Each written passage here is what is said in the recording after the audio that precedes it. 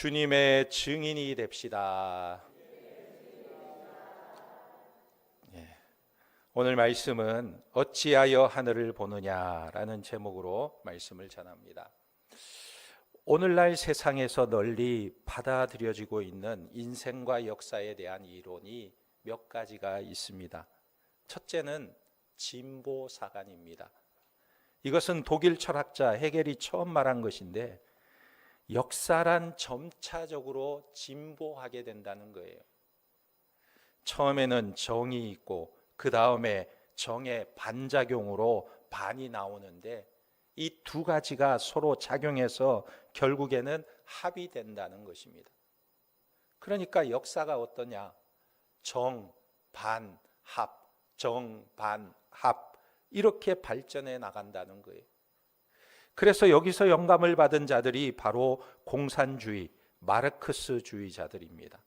서로 대항하고 투쟁하다가 궁극적으로 합을 이루는데, 그것이 바로 계급 없는 공산주의 사회를 이룬다는 것입니다. 이들의 견해에 따르면 인간은 그저 진보를 위한 도구에 불과한 것입니다. 그리고 두 번째는 순환사관입니다. 쉽게 말해서 돌고 도는 윤회 사상입니다. 이것은 고대 헬라 철학자들이 처음 주장했는데, 그들은 역사와 인생은 끊임없이 돌고 도는 윤회의 과정이라는 거예요. 이 윤회의 배후에는 어떤 맹목적인 힘, 운명과 우연이 있어서 인생에 일어나는 모든 문제는 운명이나 우연의 문제라는 거예요. 그렇다면 인생은 운명에 매인 존재이고 그 삶은 목적이 없는 거예요. 그래서 삶을 책임 있게 능동적으로 살아갈 이유가 없는 것입니다. 그런데 더 나아가서 제3의 견해가 있습니다. 유럽의 역사라는 걸작을 쓴 피셔라는 사람의 견해인데, 이것이 오늘날 역사가들에게 널리 받아들여지고 있는 내용이에요. 그것이 뭐냐면, 역사란 오늘날 일어나는 역사와 일들, 사건 속에는 이유도 의미도 목적도 철학도 없다는 거예요. 그냥 사건들이 일어날 뿐이다. 사건들이 그냥 일어날 뿐이지 그게 무슨 의미나 목적이나 철학이 있는 게 아니다. 그런데 이런 견해도 그저 우리에게 해이와 절망만을 안겨주는 견해인 것입니다. 그러나 우리 기독교인들은 이 세 가지 역사관, 인생관을 거부하는 것입니다. 그럼 우리 기독교인의 역사관에 대해서 성경은 무엇이라고 말씀하고 있습니까? 한마디로 역사, 인생이란 맹목적인 힘이나 운명에 의해서 이끌리는 것이 아니고, 정반합, 진보를 이루는 것도 아니고, 목적 없이 그저 우연히 일어나는 사건들의 나열도 아니고, 역사는 전능하신 하나님의 통치 아래 있다고 말하고 있는 것입니다. 하나님이 다스려 가신다. 그러므로 인생과 역사에 분명한 의미와 목적이 있는 것입니다. 오늘 말씀해 보면 재림이라는 표현을 말씀하고 있어요. 예수님께서 제자들이 보는 앞에서 승천하시는 그 신비한 현장 속에 제자들은 하늘을 가만히 쳐다보고 있는데, 천사들이 나타나서 저들에게 말하는 것입니다. 갈릴리 사람들아, 어찌하여 서서 하늘을 쳐다보느냐? 너희 가운데서 하늘로 올려지신 이 예수는 하늘로 가심을 본 그대로 오시리라. 기독교 신앙의 가장 큰 핵심인 재림, 주님 다시 오신다는 이 약속은 인생의 역사와 궁극적인 목적이 있다는 것을 말해주고 있는 거예요. 이것이 기독교인들의 역사관이고 인생관이라는 것입니다.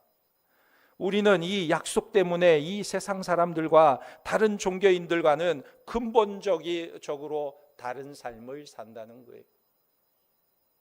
어떤 삶을 살까요? 그런데 먼저 우리가 알아야 할 것은 예수님의 초림과 재림에 대해서 예수님께서 하신 일이 전혀 다르다는 것을 알아야 합니다. 초림에서 가장 중요한 목적이 무엇이었을까요? 예수님께서 이 땅에 오신 목적이 무엇이었습니까? 그것은 바로 구원이에요. 구원.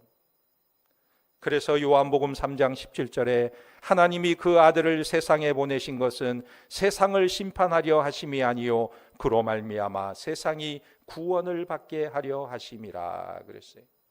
그러니까 초림의 예수님은 우리에게 겁을 주려고 오신 것이 아니고 기회를 주고 권고하고 감동시켜서 하나님의 자녀 삼으려고 오셨다는 것입니다. 그런데 재림의 예수는 달라요. 재림의 예수는 다른 것입니다.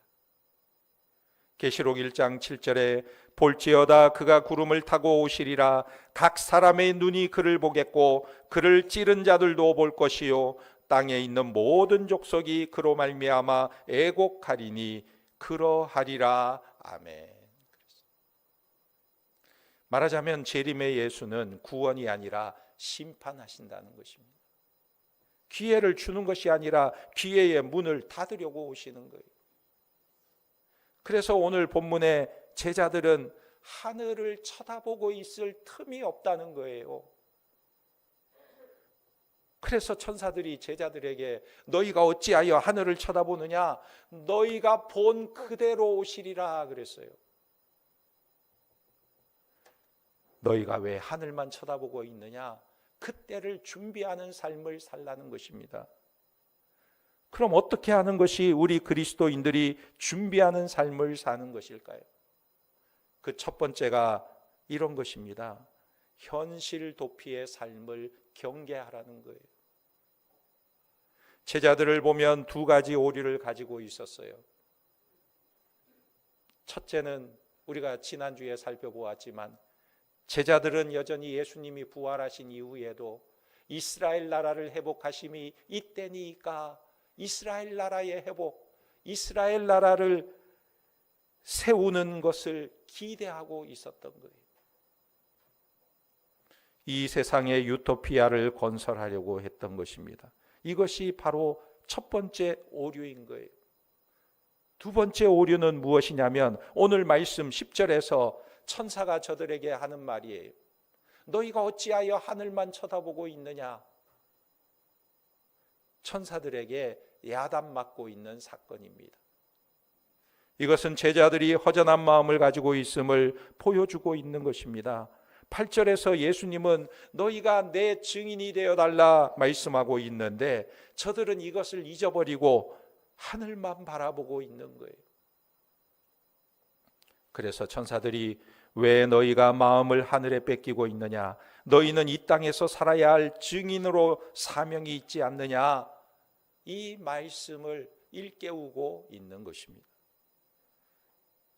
하늘의 행복만 꿈꾸고 있는 자들의 오류라는 거예요.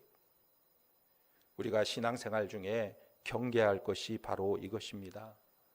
베드로가요, 예수님과 함께 변화산에서 예수님의 변화되는 모습을 보고 뭐라고 했습니까? 주여, 여기가 좋사오니 초막셋을 지을까요? 여기가 좋사오니 저 세상으로 내려가지 맙시다. 산꼭대기에서 너무 좋아서 현실을 떠나 하늘만 바라보는 삶을 경계해야 된다는 것입니다. 우리 기독교 신앙은 날마다 흰옷을 입고 재림만을 기다리거나 만사를 제쳐놓고 금식하며 철야만 하는 삶이 아니라는 거예요. 그것도 필요하겠지만 그것만 붙들고 있으면 안 되는 것입니다. 예수님께서 우리에게 요구하시는 것은 하늘이 아니라 구체적인 삶의 현장에서 증인이 되어달라 말씀하고 있는 거예요. 재림을 기다리면서 증인이 되는 것입니다. 그래서 11절에 보면 이르되 갈릴리 사람들아 어찌하여 서서 하늘을 쳐다보느냐? 너희 가운데서 하늘로 올려지신 이 예수는 하늘로 가심을 본 그대로 오시리라 하였느니라. 올리어 가셨다. 어디로 올라가셨죠? 예수님이 어디로 올라가셨습니까? 하늘로 위로 올라가셨다. 그런데 이것은요, 장소적인 개념이기보다는 더 높은 차원의 삶, 물질적이고 가견적이고 제한적인 것이 아니라 더 높은 차원의 부활의 몸, 승리의 왕권을 쓰셨다는 표현인 것입니다. 그냥 몸이 둥둥 떠서 저 위로 올라가셨다, 위로 올라가셨다, 물리적인 옮김을 말하는 것이 아니에요. 여러분, 지구가 둥근데 우주는 무한히 넓고 넓은데 위로 올라갔다는 것이 어디가 위입니까? 어디가 위인지는 알 수가 없어요. 이것은 단순히 물리적으로 올라간 것이 아닙니다. 예수님의 그 변화된 모습, 그 모습을 이야기하고 있는 거예요. 마태복음 28장 20절에 볼지어다 내가 세상 끝날까지 너희와 항상 함께 있으리라 그랬어요. 승천하신 예수님께서 이렇게 말씀하고 계시는 것입니다.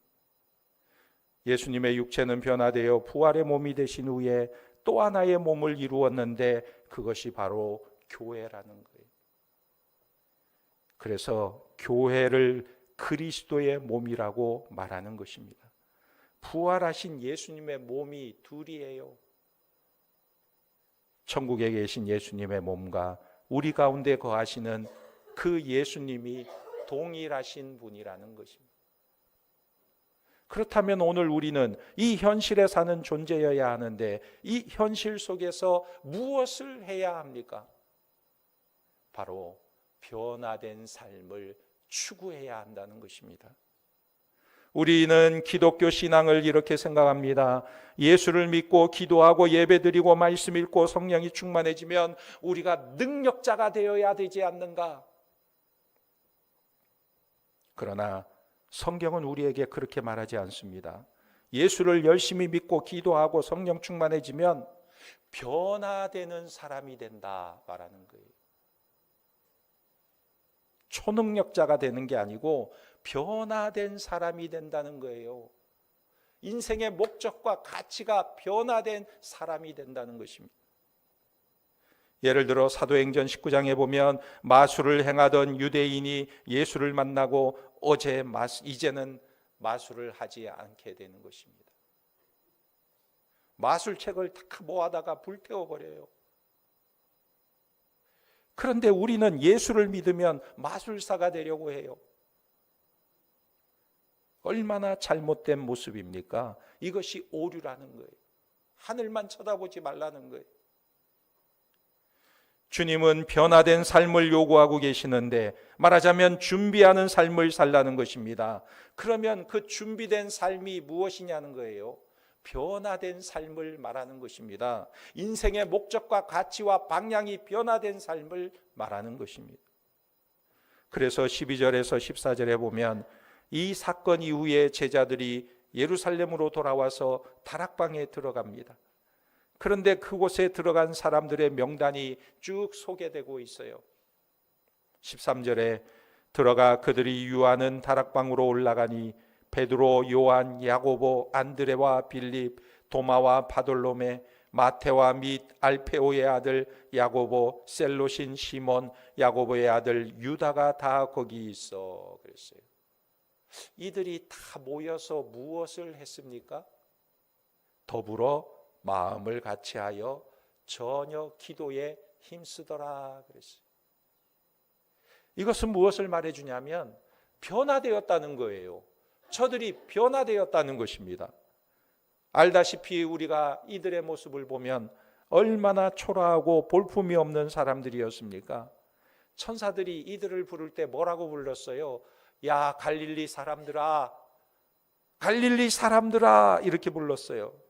여러분, 이 당시에 갈릴리 사람들아 이렇게 말하는 것은 오늘날 이렇게 부르는 것과 같아요.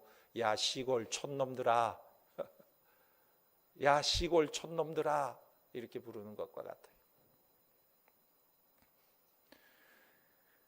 너희들은 그렇게 겁쟁이고 자기중심적인 자들이었는데 주님께서 너희들을 부르시고 제자 삼아 주셨는데 왜 지금 하늘만 쳐다보고 있느냐? 갈릴리 사람들아, 왜 하늘만 쳐다보고 있느냐? 얼른 너희 삶의 현장으로 돌아가라 말하고 있는 거예요. 그런데 오늘 말씀해 보니까 그 갈릴리 사람들이 이제는 변화되었다는 거예요. 어떻게 변화되었습니까? 베드로와 도마와 빌립, 예수의 아우들, 이들은 공통점이 있어요. 이들이 공통점이 뭐냐? 믿음이 없었어요. 믿음이 없었어요. 예수님의 아우조차도 예수님을 믿지 못했어요. 의심이 많고 믿음이 없고 예수님을 부정하던 자들입니다. 그런데 이제는 저들이 모여서 한 마음으로 기도하고 있다는 거예요. 요한은 어떤 사람입니까? 사마리아 사람들을 벼락불을 내려서 다 태워 죽여버립시다, 이렇게 제안했던 사람이에요. 무자비하고 거친 사람이죠. 나하고 뜻이 안 맞으면 이 사람들 다 없애버리세요, 이렇게 말하는 자였어요. 그의 별명이 우레의 아들입니다. 보아너게. 목소리가 얼마나 크면 우레의 아들일까요? 그뿐만 아닙니다. 그는 야심도 많았어요. 오죽하면 어머니를 보내서 자기 형제 야고보와 자기를 주님께서 이스라엘 나라를 회복하면 한 사람은 우편에 앉혀주시고 한 사람은 좌편에 앉혀주시고 이렇게 해달라고 요청을 했던 사람입니다. 또한 이들 중에는 혁명가도 있었습니다. 의심하는 도마와 빌립, 매국노 소리를 듣던 마태, 끝까지 예수를 괴롭히고 믿지 않던 예수의 아우들도 함께 모여 있었어요. 그런데 이들이 오순절이 되기도 전에 변화되어서 함께 모여 기도하고 있다는 거예요. 변화된 것입니다. 성경을 잘 보면 오순절 성령 강림 이전에 이들이 이미 변화하고 있다는 거예요. 예수님이 부활하신 이후에 예수님의 부활을 경험하면서 변화되고 있었던 것입니다. 그럼 이들이 변화되었는데 어떻게 변화되었을까? 어떻게 변화되었을까요? 마태복음 1장에 보면 예수님의 족보가 나옵니다. 예수 그리스도의 세계라. 개정판에는 예수 그리스도의 계보라, 이렇게 말하고 있어요. 이 계자는 이을 계자입니다. 그 다음에는 어떤 내용이 나오냐면 누가 누구를 낳고 누가 누구를 낳고 낳고 계속 낳았다는 이야기가 나와요. 그런데 죽었다라는 말이 나오지 않아요. 그래서 이 계보를 가리켜서 생명의 족보, 이렇게 표현합니다. 그런데 창세기 5장에도 똑같은 족보가 나오는데 아담으로부터 출발해서 그 후손들의 족보가 기록되어 있어요. 그런데 그 족보를 보면 대부분의 사람들이 900년을 살았더라, 800년을 살았더라, 900년, 800년 막 이렇게 살았어요. 이 족보를 보면 900년을 살든 800년을 살든 그 끝에는 반드시 이것을 기록하는데 900년을 살고 죽었더라, 800년을 살고 죽었더라, 죽고 죽었더라, 이렇게 기록하고 있다는 것입니다. 그러니까 그 삶의 끝이 죽음이라는 거예요. 죽음. 이것을 가리켜서 죽음의 족보라고 말하는 것입니다. 그래서 아담의 족보는 죽음의 족보이고 예수님의 족보는 생명의 족보라는 거예요. 그런데 이 죽음의 족보 중에서 죽지 않은 유일한 한 사람이 등장하고 있습니다.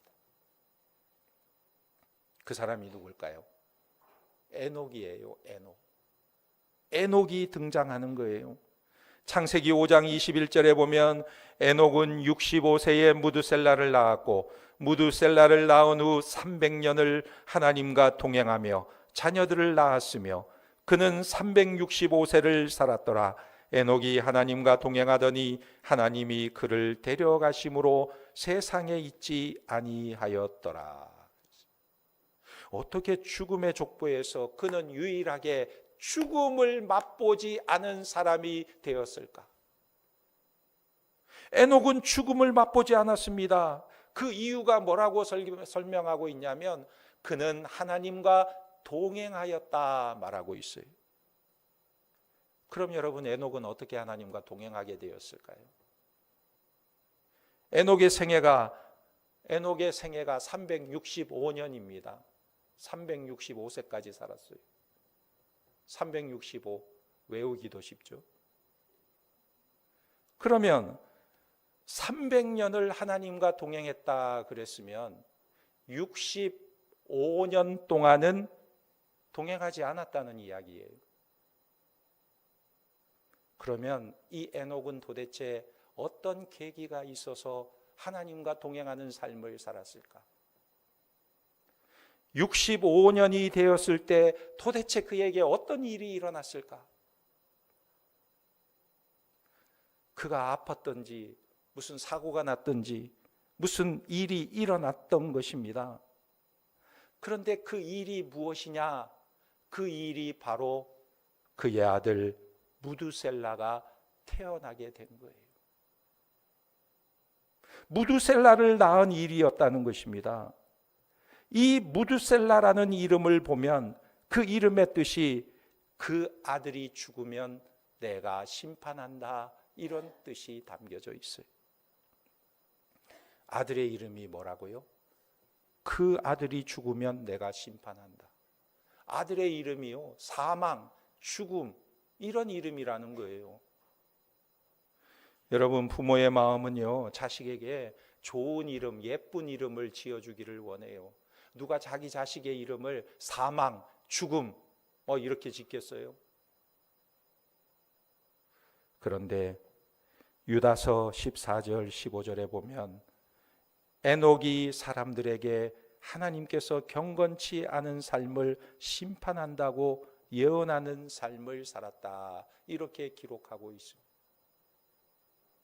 말하자면 어느 날 하나님께서 에녹에게 오셔서 내가 너에게 아들을 줄 텐데 그 아들이 죽는 날 이 세상을 심판하겠다 말씀하신 거예요. 그리고 에녹은 그 말씀을 붙들고 평생을 살면서 하나님의 심판을 예고하는 삶을 살았다는 것입니다.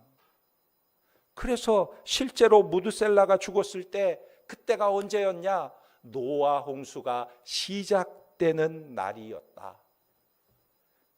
그의 아들 무두셀라가 죽는 그 날이 노아 홍수가 시작되는 날이었다는 거예요.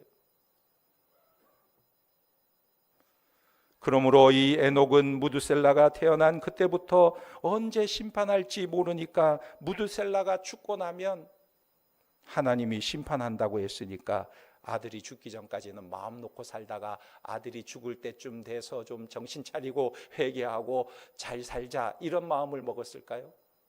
그렇지 않아요.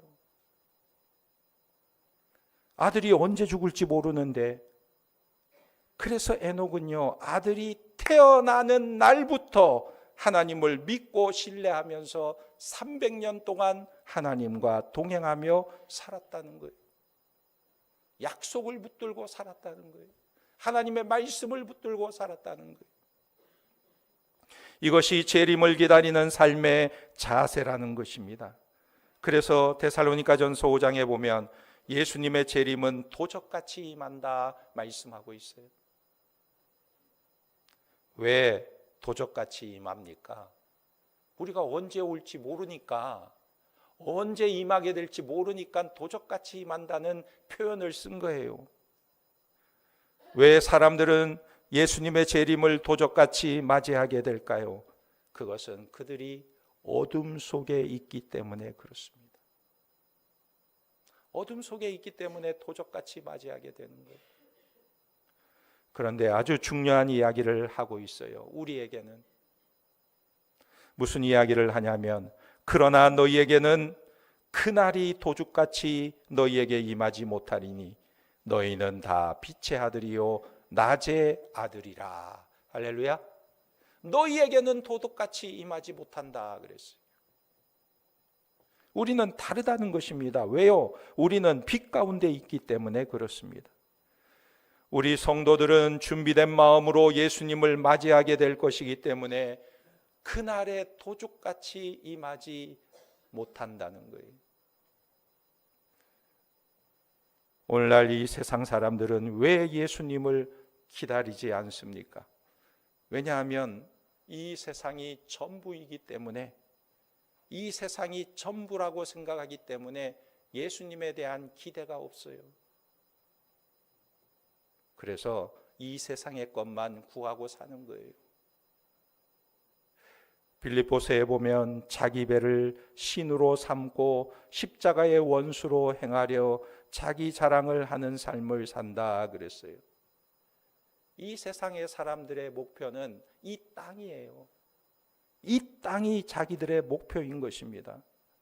누가복음 17장에 보면 제자들이 재림의 징조를 물을 때에 예수님께서 그 제자들에게 이렇게 말씀하셨어요.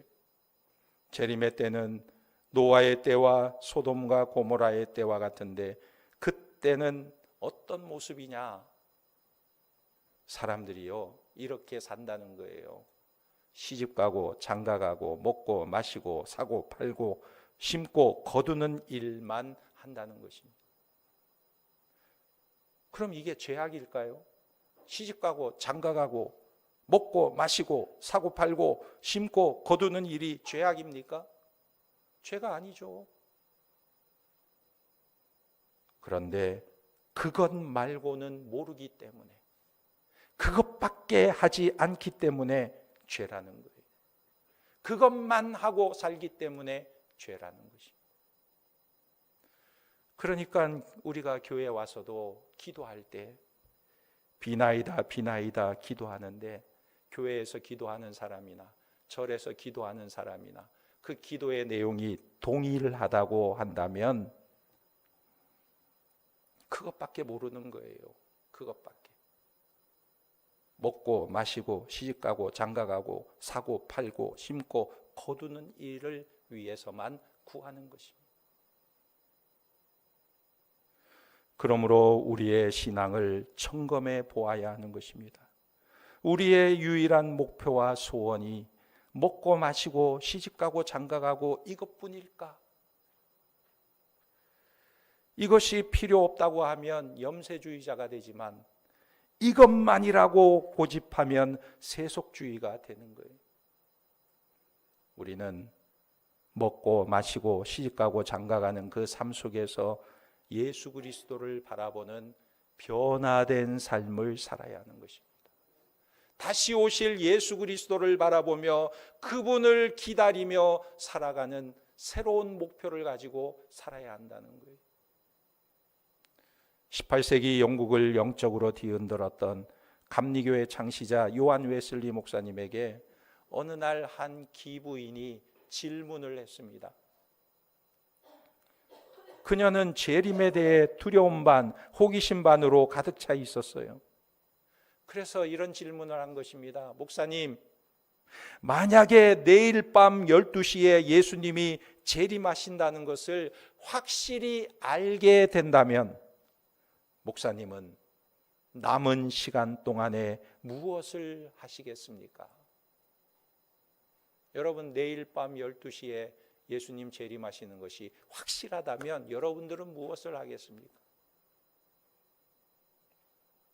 당장 기도원으로 달려가시겠습니까? 아니면 전 재산을 다 가난한 사람들에게 나눠주시겠습니까?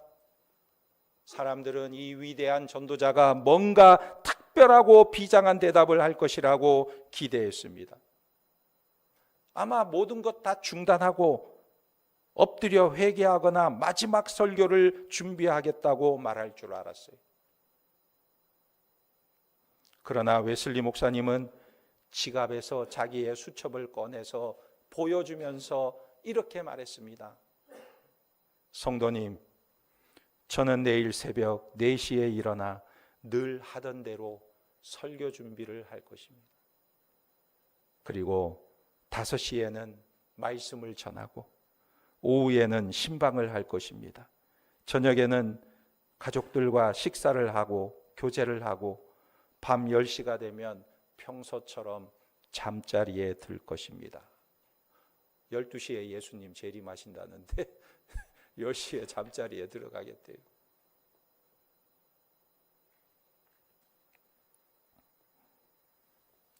그리고 눈을 떴을 때 주님 품 안에 있다면 그것으로 족한 것입니다. 무슨 말입니까?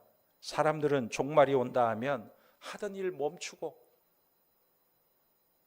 산으로 올라가서 갑자기 안 하던 일을 하려고 해요. 착한 일도 하려고 해요.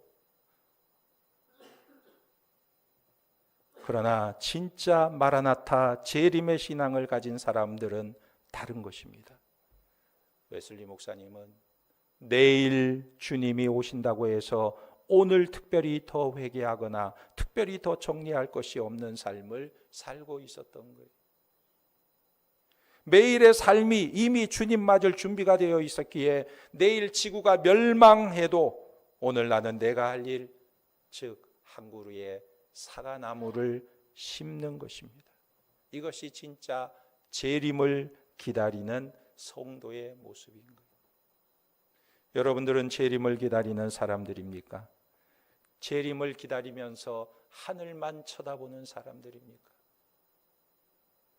우리의 삶 속에서 변화된 모습으로 재림의 주림을 기다리며 살아가는 성도들이 되시기를 예수님의 이름으로 축원합니다. 아멘. 기도하겠습니다. 하나님 아버지, 우리가 막연히 하늘만 쳐다보는 자들이 아니라 오늘 일하는 시간 속에서 주님의 증인으로 굳건히 서게 하시고 내일 주님이 오신다 해도 당황하지 않고 주님을 맞이할 수 있는 매일 삶 속에 변화된 삶을 살아가며 열매를 맺으며 주님을 증거하는 삶을 살아갈 수 있도록 축복하여 주시옵소서. 예수님의 이름으로 기도하옵나이다. 아멘.